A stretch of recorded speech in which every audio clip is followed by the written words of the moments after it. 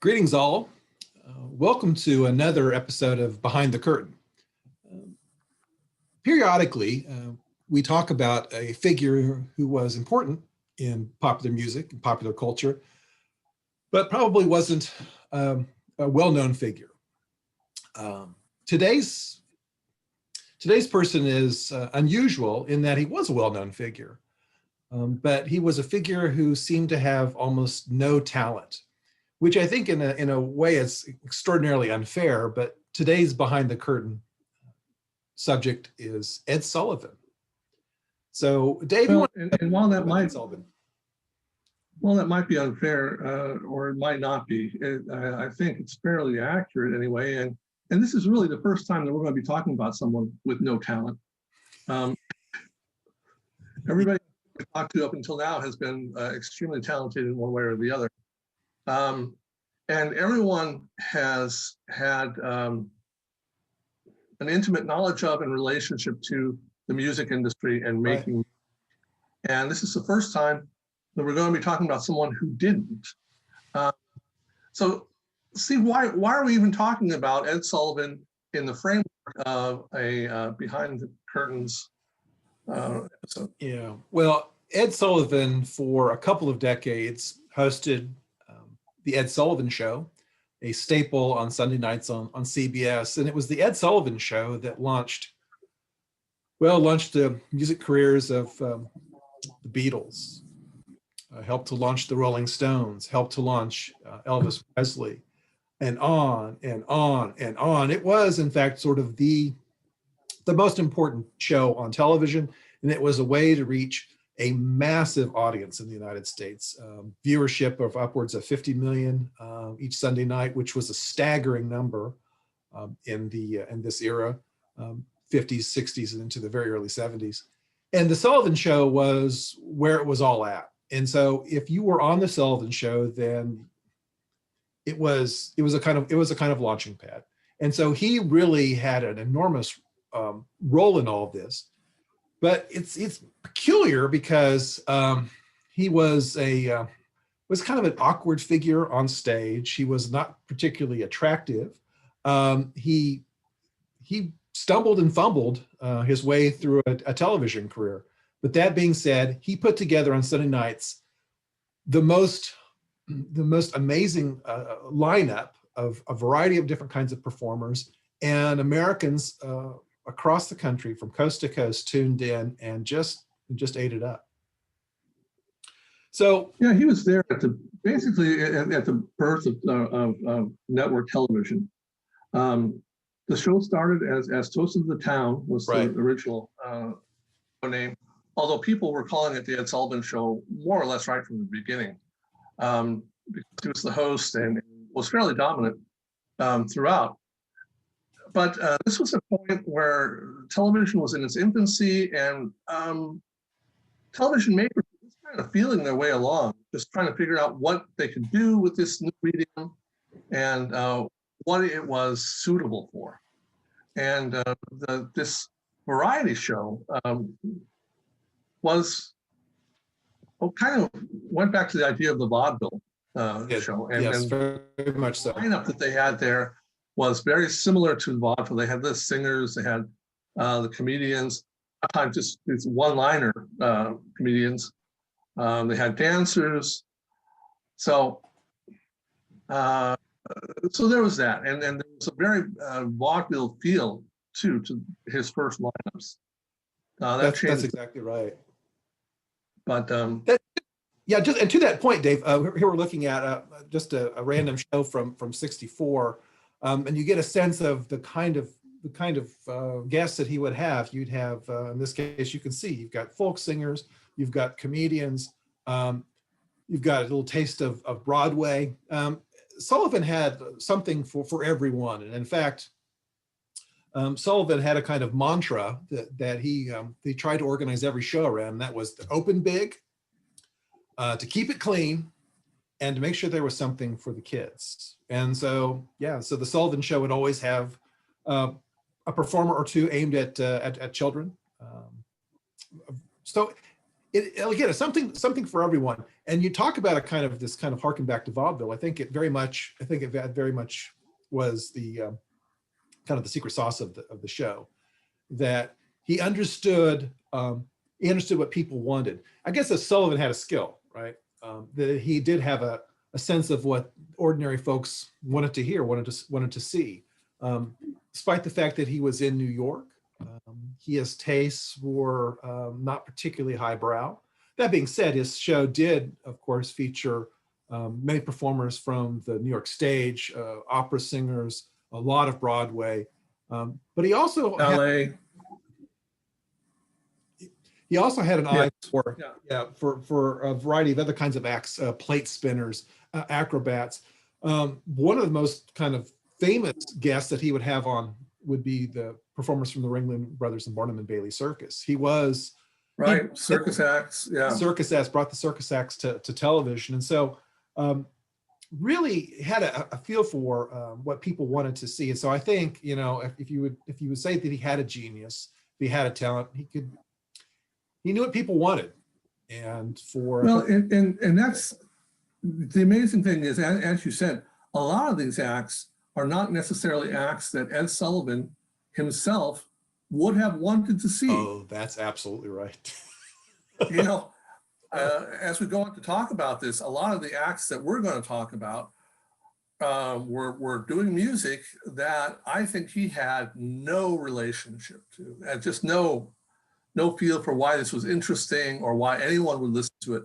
But he knew that there were people who would thinking about the kids, thinking about the youth. He knew this was their type of music. And the interesting thing for me, because it's so different than today, is that he was the man who picked out the lineup. That was his. Oh, he did. Word right down the line. It absolutely had his fingerprint. With these people, he negotiated with Brian Epstein for the Beatles, how much they were going to get, that they were going to get top billing and so on. He was the person negotiating with the acts on the show, something that you would never see today. The host of a show, that kind of hands-on involvement. Yeah, I think it was even unusual then. The fact that he had complete control of the show, and when it was called the Ed Sullivan Show, it was the Ed Sullivan Show, and so nothing happened on that show without his approval. Briefly, how the show would work is that on the acts would be brought in, variety of acts, and he always would have a couple of extra acts. He would have a rehearsal on Sunday afternoon, and everybody would do their act. I mean, their complete act, whatever it was, music, song. If you're a comedian, you do your act. And Sullivan would be sitting there, and then he would think about it, and he would either do a couple of things. He would sort of either okay it, okay, go ahead. He would give you notes as to what to change, what to cut, what to leave out, or he would pull you off the show entirely. And this was a regular feature each week, that there would be people who would be at the rehearsal who wouldn't be then on the show on Sunday night. And so it was a pretty rigorous and intense kind of moment there, that rehearsal. Or would do 2 songs instead of 5 or something like that. Yeah. Yeah, like you said, he was just very hands-on, and it's just a degree that hasn't been seen since. The whole format to this, looking back, it reminded one of vaudeville. Looking forward, of course, it anticipated all the variety shows that were to come and become a television landscape in the 60s and 70s, at least.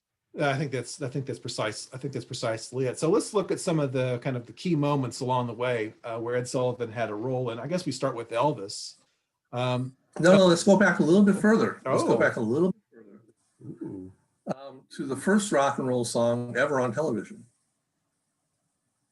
That was also on the Ed Sullivan Show. Well, then, do tell. Bill Haley and the Comets. Oh my goodness! Yeah. Rock Around the Clock. Rock Around the Clock. Yeah. So, Haley was. So there was that. I mean, yeah, that's right. Yeah. There absolutely. Elvis hits the scene in the mid 50s, 1956.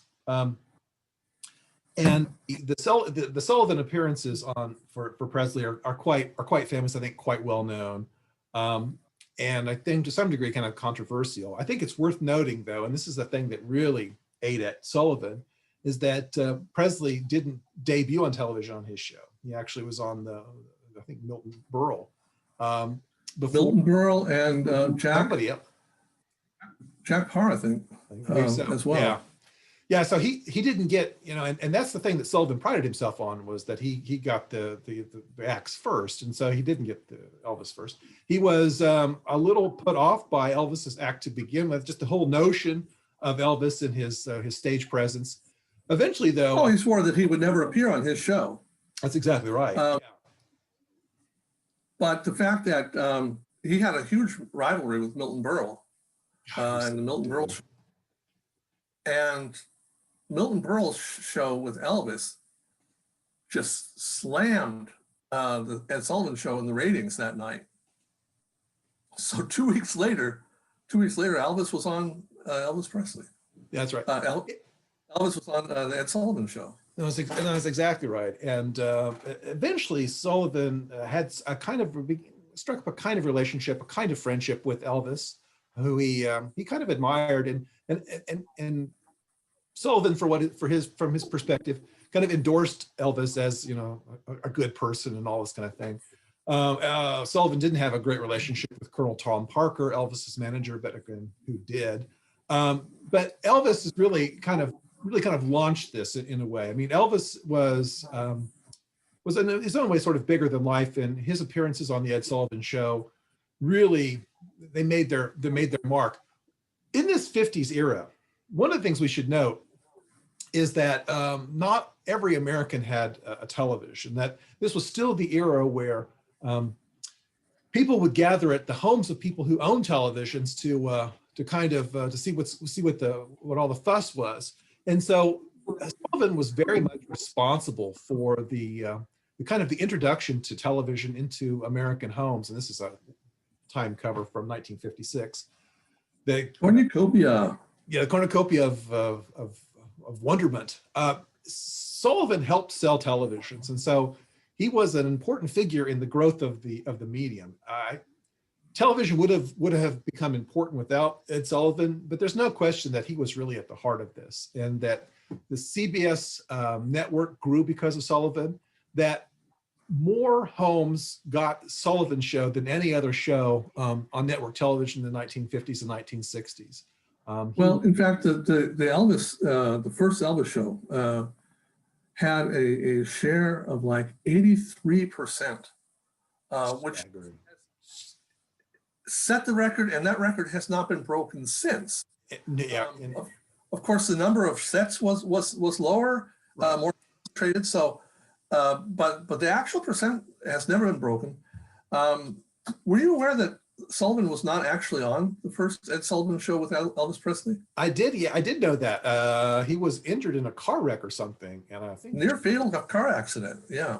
Yeah, and Charles Lawton. Yeah, was the host. Was the host? Yeah, it's Elvis. Elvis is an interesting figure. He very much was a kind of comet in the mid 50s, and I mean Elvis's impact is well known. But Sullivan's appearing on Sullivan's show was a great boost to Elvis, and Elvis and Colonel Tom Parker recognized that. But Sullivan had other acts that he interacted with, sometimes not quite as well. There were problems. How about the Buddy Holly episode? Dave, you want to talk a little bit about Buddy Holly and the Crickets and their appearances on Sullivan? Yeah, again, Ed Sullivan is lining up all these rock acts, which is just incredible, considering that he certainly doesn't care for them. And the best thing that he can say about them is that they're decent, clean-cut kids. That's right. That's, as far as he's concerned, that's all that really matters. He had asked the Crickets, Buddy Holly and the Crickets, not to play the song that they had been planning to play, "Oh Boy." Oh Boy, yeah. It was too raucous for his taste, and I think this comes back to the this thing that you were talking about, the rehearsal, and watches it, does what he sees. So he asked them to appear to come together for a short rehearsal of another song. And Buddy Holly said, well, no, we told the kids back home that this is what we're going to be playing. This is what we're going to play. So, all right, Sullivan's not happy about it, but he does want them to rehearse one more time. And when he comes in for the scheduled rehearsal, the only cricket who's there is Buddy Holly, and all the others are gone. And Sullivan says, well, it doesn't look like the crickets are too excited to appear on the Ed Sullivan Show. And Buddy Holly said, well, I hope they're a damn sight more excited than I am. Yeah, So, exactly. all right. Yeah. So what happened? What happened during the show, Steve? Well, so ladies and gentlemen, Buddy Holly and the Crickets. He intentionally butchered his name. Sullivan was really angry. Sullivan famously could really hold a grudge. And but the odd thing about that, well, maybe it wasn't so odd, maybe it was quite predictable, is that the Crickets were an enormous hit. The audience went wild and kind of forced Sullivan's hand right in that regard. Yeah, he could form a grudge real fast, but he could also let go of it if it was to his advantage. So a lot of acts that he threatened would never again appear on his show appeared on his show again. Yeah, because the demand was so great.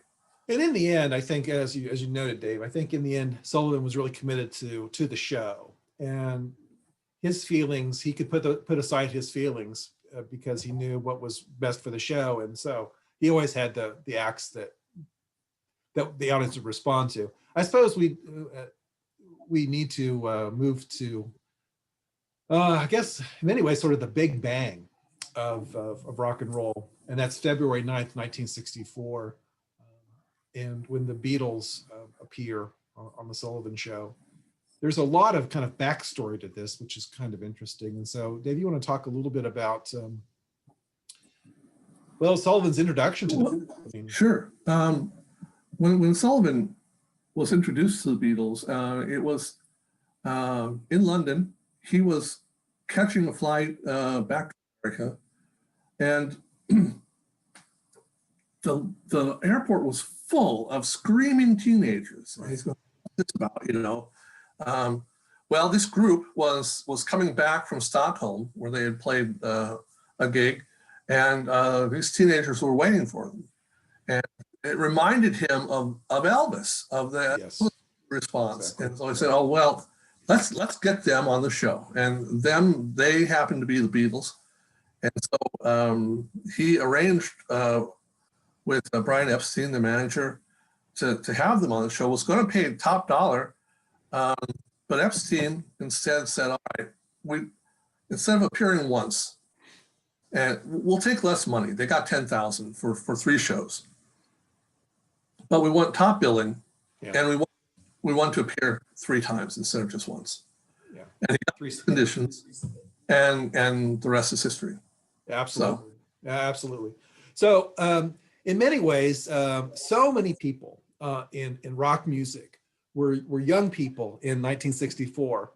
Like with everybody, they sat in front of their televisions and they caught sight of the Fab Four. This here's a ticket, the golden ticket from this night. There was tremendous anticipation for the Beatles making their way to the United States. The Beatles had 50,000 people applied for those tickets. There were 728 of them. Yes. 50,000.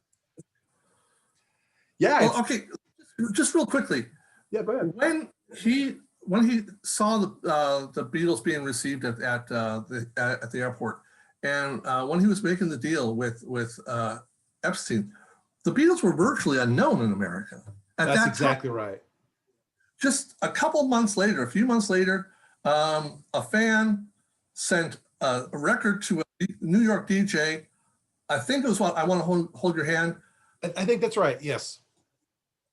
And from that point on, there was quite a bit of excitement about the Beatles.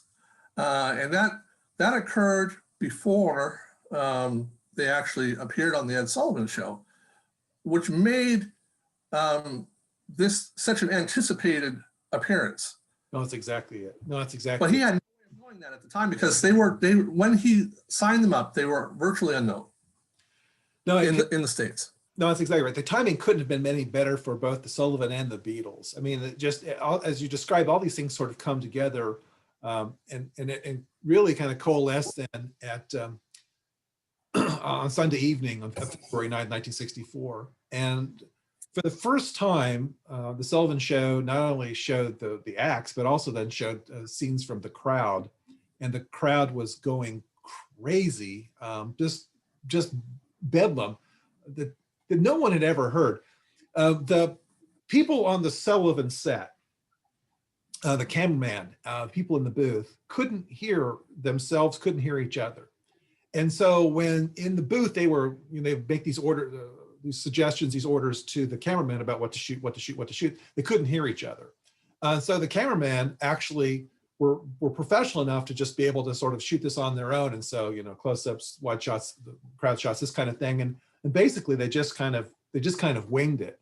It was everyone, no one knew what was going to happen. And everybody knew then once it was over that the world had changed. I mean, the world had changed when that was over. So if you're a young Tom Petty, right? If you're a young Fogerty, and on it goes. And seemingly everybody saw this show. And so many people that we have come to admire musically got their inspiration from that show. That was the point when I knew that's what I want to do. No, and you said even Davy Jones, right? Later of the Monkees, was on the same show because he had been in the stage production of Oliver, right? As launcher, and sang a song. But when he saw that, he said, "Oh yeah, that's the sort of thing I want to." That it is the Big Bang of rock and roll. I mean, I think that's it. I mean, I think the world was different after those performances that night in February. And the Beatles themselves recognized that there was something. It was a transformative moment.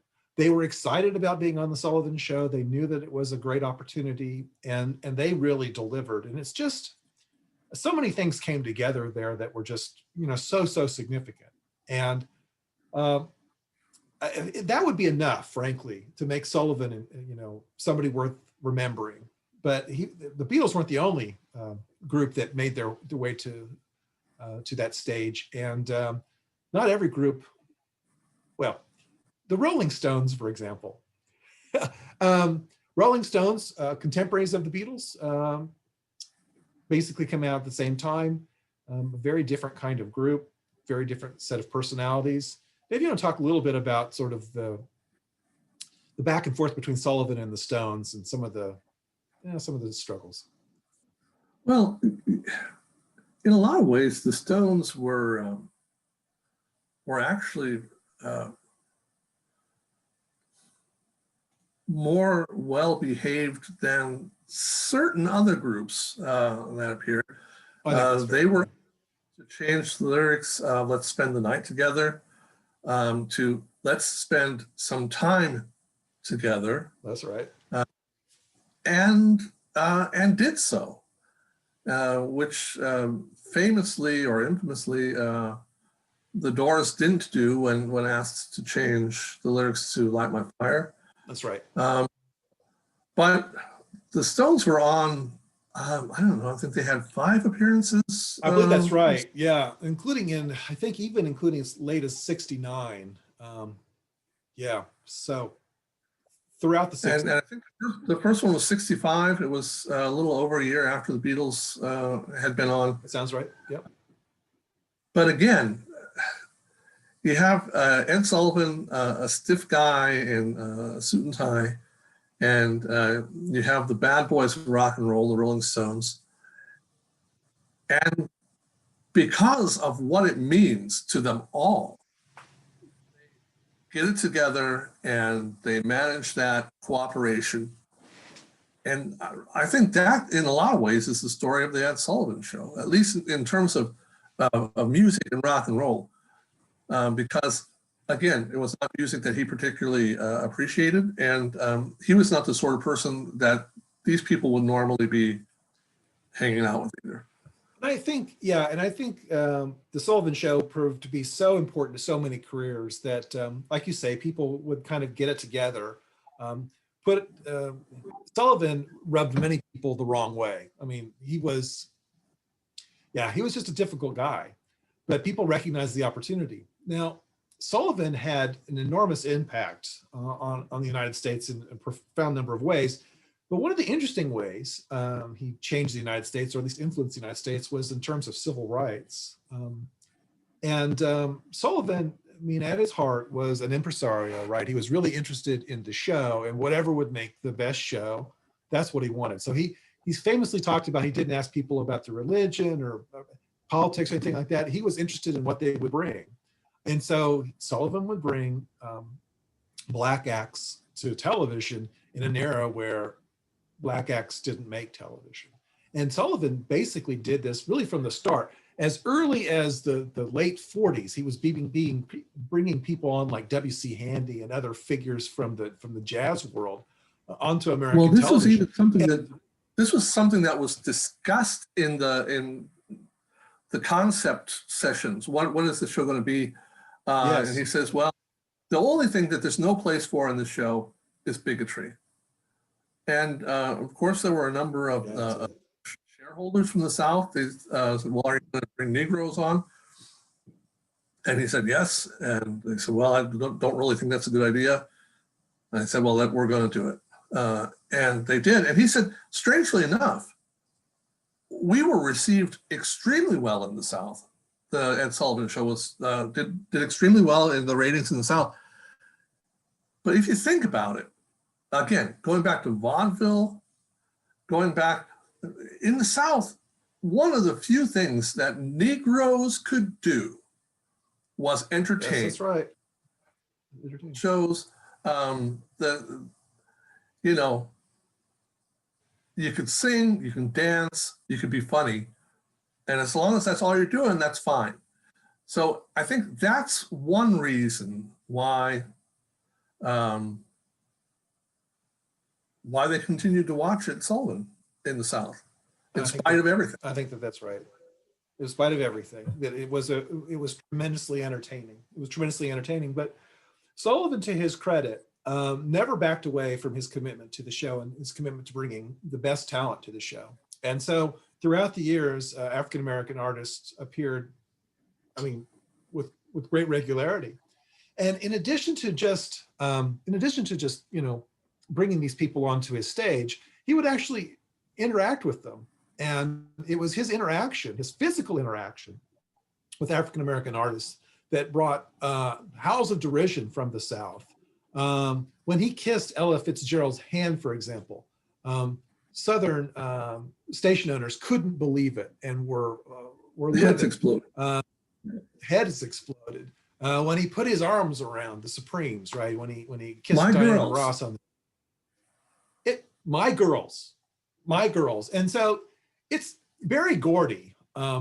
Berry Gordy, founder of Motown, has been very upfront about this, that Ed Sullivan really helped make Motown records, that he really helped to kind of make Motown, because all of his acts, all of them got to be on that show, and they all really, you know, benefited from that kind of exposure. Harry Belafonte. Dreams were on like 12 times. Yes. It was in, had them back again and again and again. Because they were great. I mean, you know, that these acts were fantastic, you know. And Belafonte, civil rights icon and also performer, really credits Sullivan with making a huge impact in the civil rights movement. That this show and people seeing Black acts was so revolutionary, was actually so subversive in a way that it really helped to sort of change hearts and minds across the country. I think it's I think it's really one of the undersold aspects of Sullivan's influence, and something that, well, frankly, that is a little bit new to me. But the more I think about it, the more I read, the more I think he played an enormous role. He was an enormous contributor to the civil rights movement. I mean, fantastic. Well, yeah, just in terms of pop, you mentioned Motown, the Supremes, Jackson 5, Stevie Wonder. He had Stevie Wonder on. He was going to have Otis Redding. Otis Redding on. Of course, he died before that happened. But that was in addition to a lot of the more established Black acts, or not necessarily established, but non-rock pop acts, and people like Sammy Davis Jr., Nipsey Russell, well, even Richard Pryor. Richard Pryor was on. So absolutely, yeah, incredible, yeah. It's incredible, yeah. So I mean, in a way, I think it's not an overstatement to think of Ed Sullivan as a civil rights pioneer.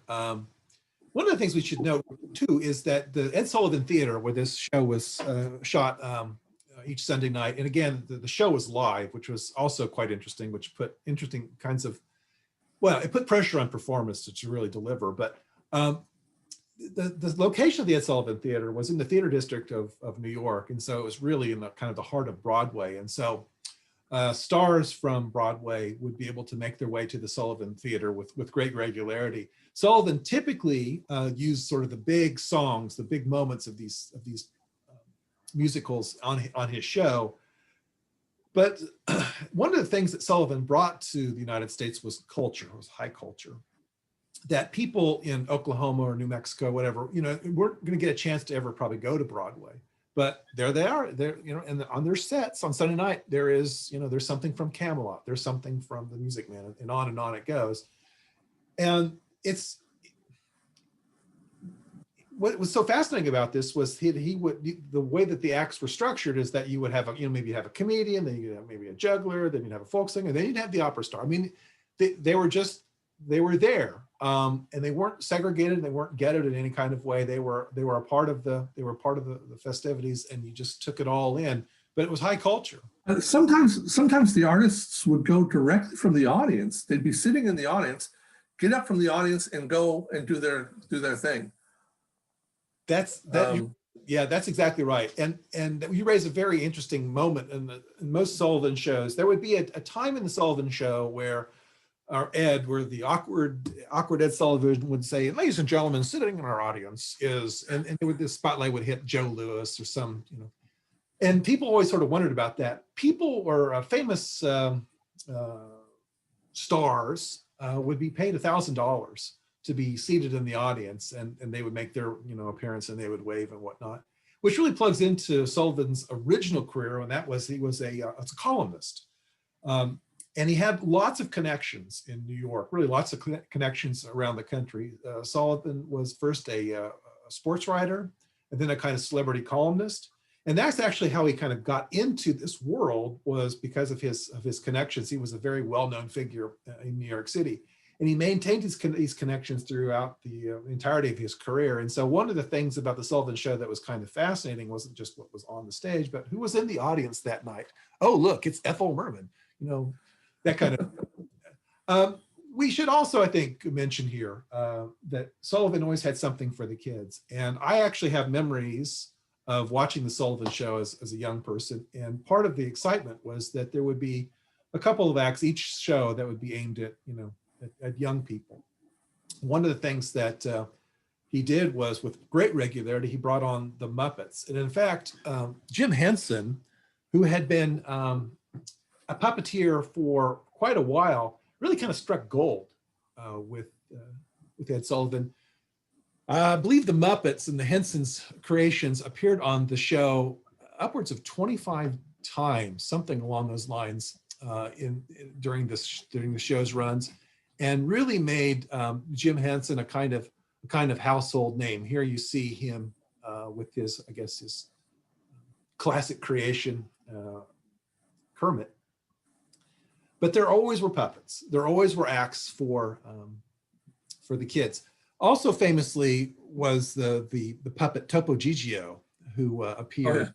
And here Topo Gigio to say, Topo Gigio was a fairly complex creation where you had 3 people operating this tiny mouse. So in this picture, we can see the Italian mouse, right? The Italian mouse. Really quite fascinating. You can see the mouse here. On the other person in the image is Sherry Lewis, who was also a familiar featured performer, and her famed lamb chop, the puppet lamb chop. And so puppets made their way to this Ed Sullivan stage all the time. There always were kids acts.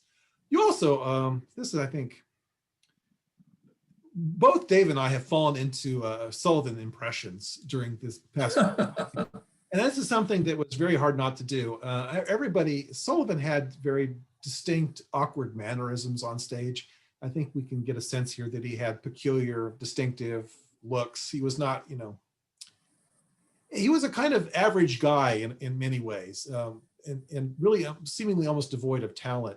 And he received scathing criticism throughout his career from critics regarding his stage presence and his lack of charisma.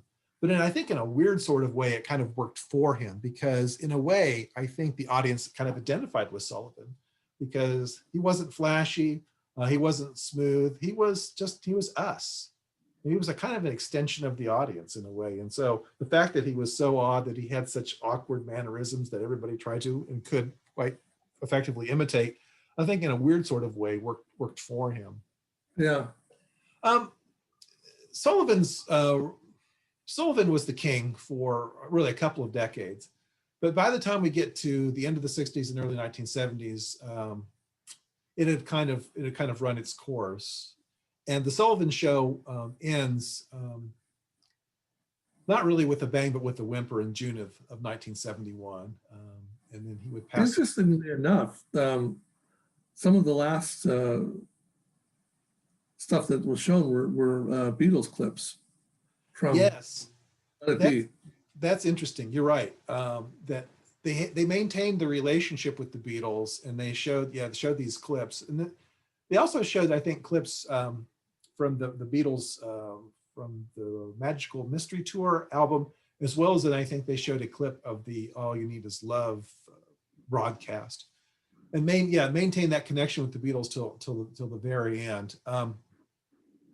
Sullivan was never cool. Sullivan was never hip, and he seemed incredibly out of step by the time the early 1970s hit, and his show ends in 1971. But I think his contribution to popular culture is undeniable, and I think what's also interesting and important about Sullivan is his contribution to civil rights. So I guess as we think about Sullivan here, do we have any thoughts in kind of? Just real quickly, no question about his contribution to Black music, to bringing Motown and soul into the living rooms of white America, right, essentially. But I think we'd be remiss if we didn't say that he had a very patronizing attitude toward his Black acts. It was not. It was very enlightened he was very enlightened for the time, but he was not necessarily. Well, just comparing him to the Beatles, who just also were insisting on inclusive venues, and were hamming it up with Cassius Clay, soon to be Muhammad Ali, that had, I think, a really egalitarian attitude towards. I think that's fair. Yeah. I don't think that was the case with Sullivan, and it probably isn't even important. I just think it's important to say the man didn't have a halo. That's all I'm saying. I think that's fair. No, I do think that's fair. Yeah, and I guess in that way, it really does kind of go back to vaudeville, because there was a certain kind of exploitation. I think there was a kind of exploitation on the Sullivan Show regarding black acts. But so there wasn't a halo. But even Oprah Winfrey would talk about as being a young girl watching the Sullivan Show and how excited she would be, because this would be a place where she'd see black acts, because it just didn't happen. It just didn't happen anywhere else. Yeah. And so I think he's an interesting figure. I think one who has largely disappeared from the cultural conversation today, but I think a person who should be remembered. And I think the Sullivan Show is maybe the last great television show. It's the last great show where people of all ages, of all races, from every part of the country really tuned into with great regularity. And it was a real talking point the next day, the next week. And it was just people. Oh yeah, absolutely. It had to be there. And even with any qualifiers, certainly in terms of the black presence in television, he was right up there with Star Trek, also a very important absolutely milestone, and some of the early Julia, was that the name of the show? Julia, yeah, Julia. That's right. The first situation comedy. Yeah, it's definitely important. And he's still, in terms of television history, is still seen as really one of the milestones in television history. TV Guide placed it like number 13 of the 50 modern shows in their 2004 listing, things like that. And the Sullivan Estate has made available then the hours and hours and hours of recordings and the scores of acts. And recently, this past summer, made them available to streaming services. And so it's interesting to see these acts. Again, most of them were live, which there adds a certain vitality to the performances. Also incredible. Also incredible, although quite noteworthy. Not all of them were live. And one of the things it's clear when you look at some of the Sullivan performances is that there's some groups who thought they were too cool for school and were kind of hamming it up. Famously, the Loving Spoonful, the Mamas and Papas in particular, that seemed to be a little nonplussed about their time on Sullivan. But some of the performances are just electric. And I guess, you go back to even that Beatles performance that February 9th of 64, and they're just on fire. It's just on fire. Yeah. So. Well, and you go through the list. We've already talked about Presley, the Beatles, the Supremes, the Rolling Stones, but there are also people like the Animals, CCR, Beach Boys, right? Janis Joplin, Herman's Hermits, who were huge for a while there in the 60s. For sure. Barbra Streisand, the band. Yep. Yeah, it's like a who's who. It is like a who's who. Yeah, incredible. And so this was the venue that everyone wanted to be on, and for roughly 20 years, Ed Sullivan, he ruled television, and his contribution is worth remembering. And so we appreciate everybody watching this time, and we'll see you next time on another edition of Behind the Curtain. Yeah, maybe we can take a look at the session players in Los Angeles, known as the Wrecking Crew, next time. I think that's what we're looking at. So yeah, that's right. That's where we're headed. So we'll see you next time on Behind the Curtain. Thanks, everybody. Bye-bye.